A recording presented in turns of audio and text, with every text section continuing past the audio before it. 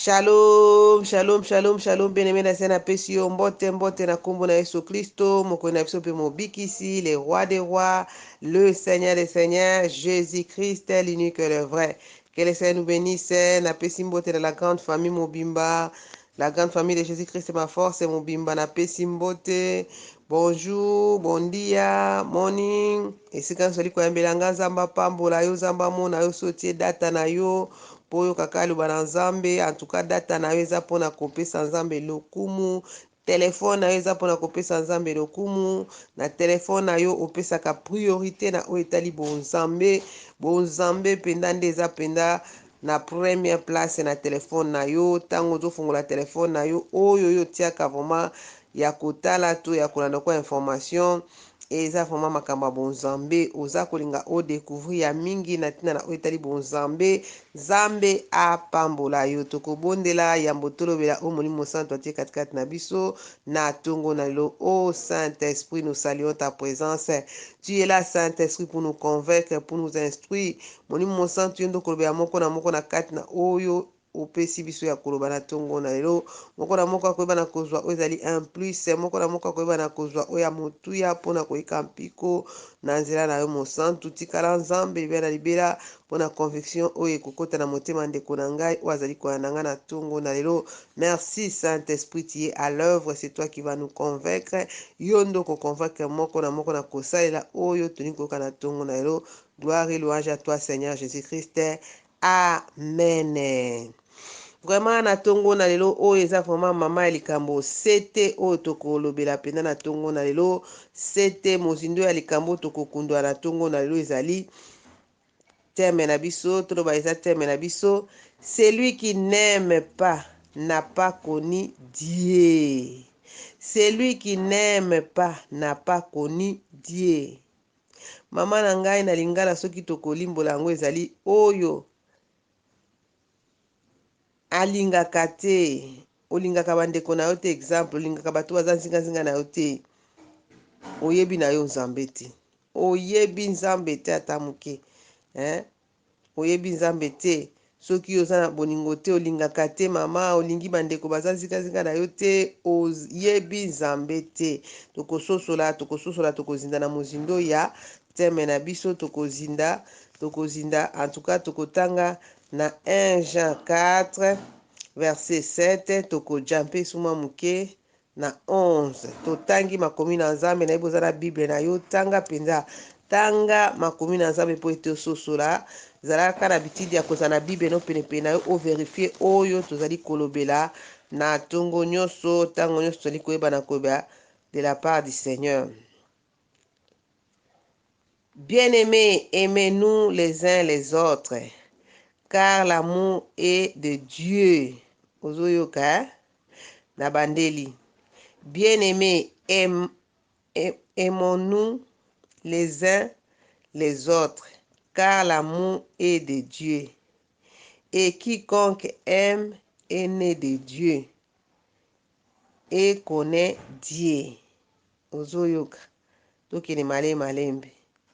Makomi na nzambe ezorekomande biso boye, bien-aimé, aimons-nous les uns les autres. Ngai na yo mama tolingana, tozala bolingo, tozala bolingo ya baninga, po oyo alingaka antuka wana ayebi nzambe. Soki yo oza na bolingo olingi nzambe mama, me so oza na bolingo te olingaka baninga te, wana oyebi no nzambe te. Wana bible nde ezoloba ngo mama, bible nde ezoloba ngo. Tokokita na lecture na biso. Celui qui n'aime pas n'a pas connu Dieu, car Dieu est amour. L'amour de Dieu a été manifesté envers nous en ce que Dieu a envoyé son Fils unique dans le monde afin que nous vivions par lui. Tojampe moi muke.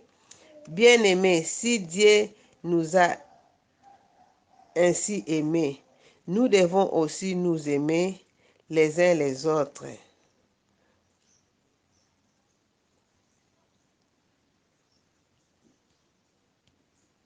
Personne n'a jamais vu Dieu. Si nous aimons les uns les autres, Dieu demeure en nous et son amour est parfait en nous.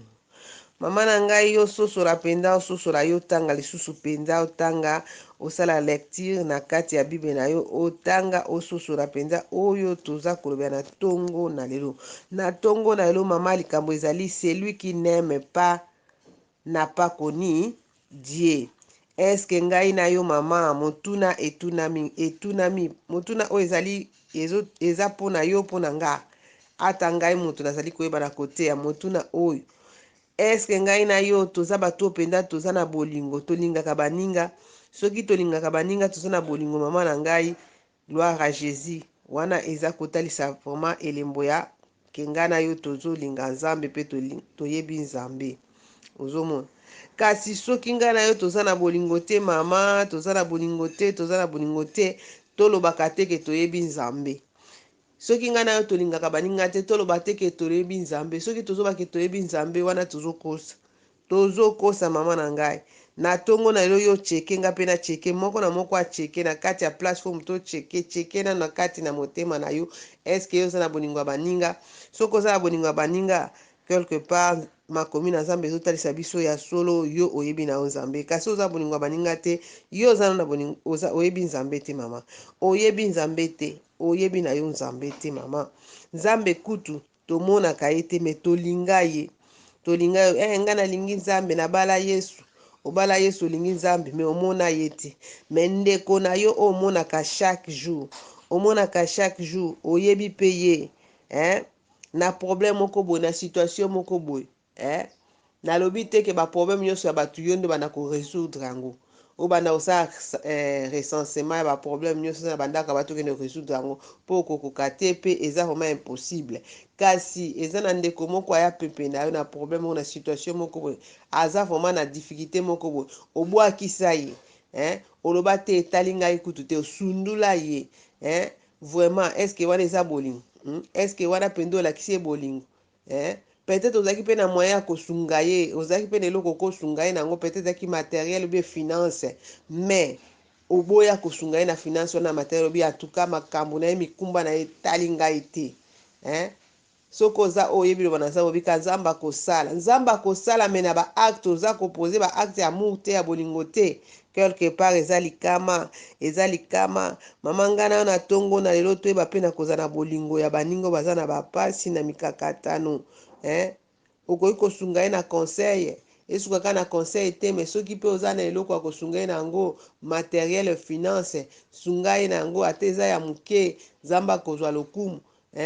Bolingo na biso esukaka na bibelo te na maloba te kasi ekende ntina bageste bageste d'amour.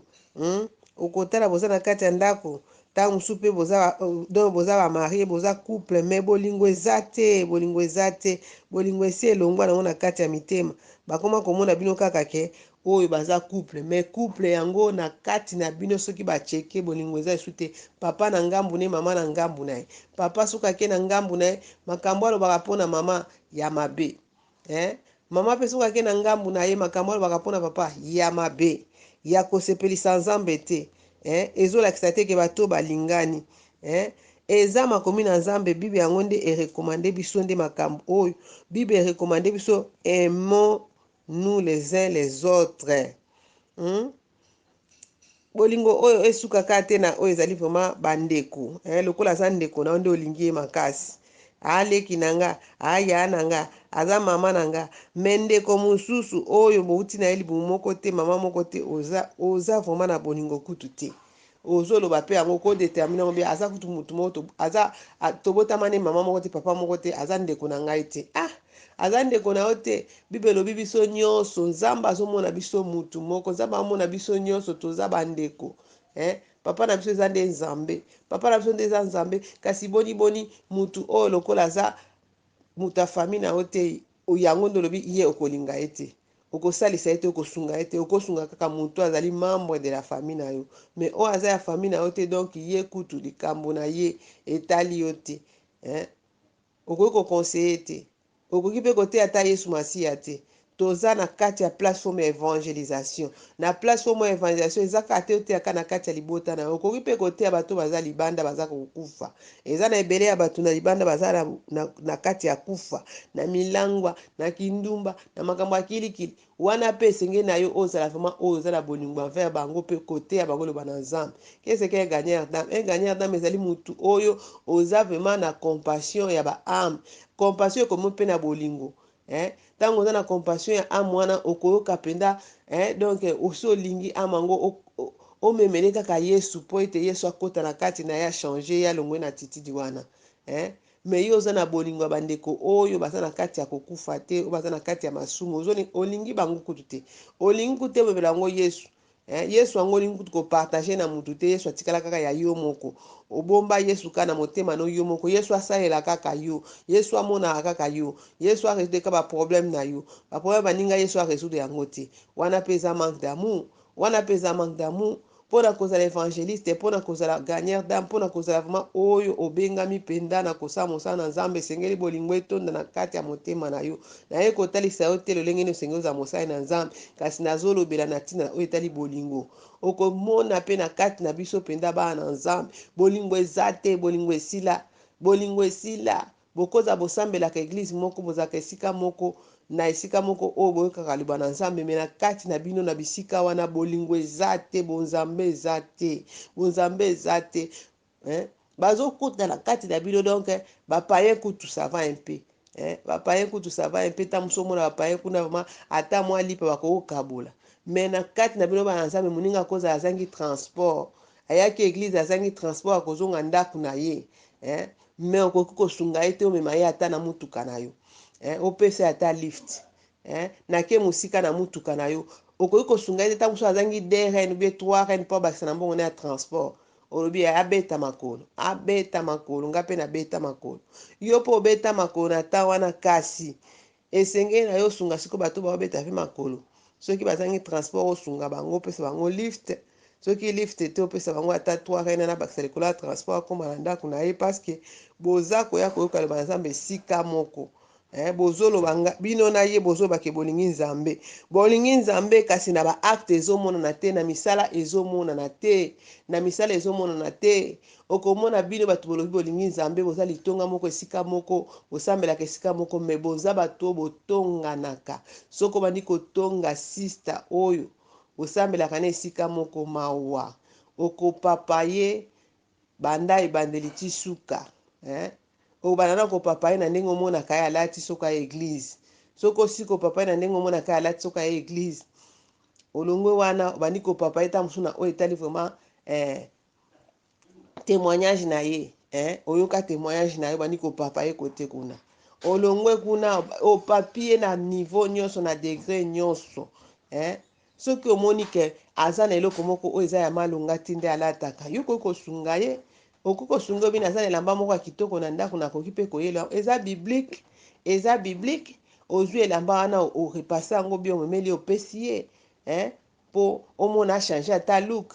Po omonaka balook na esepesaka yo te, yango tongaka yango opapaka ye.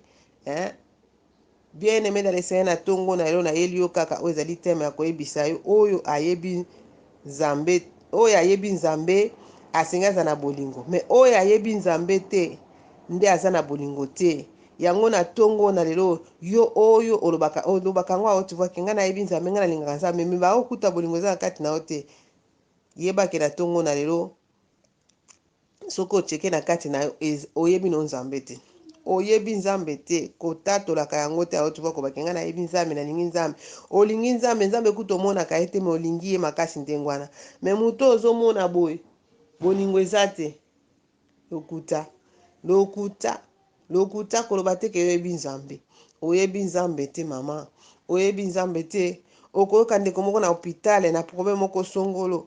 Okomaka te. Obwakaka ta lisu te okende kotala ndeko wana problème aza nango. Likama ndeko na matanga. Olobi yanga nakendaka na ba matanga te. Ebongo mokolo yo mpe matanga ekokomela. Ebongo mokolo mpe okozala na matanga. Bato mpe bakoya te.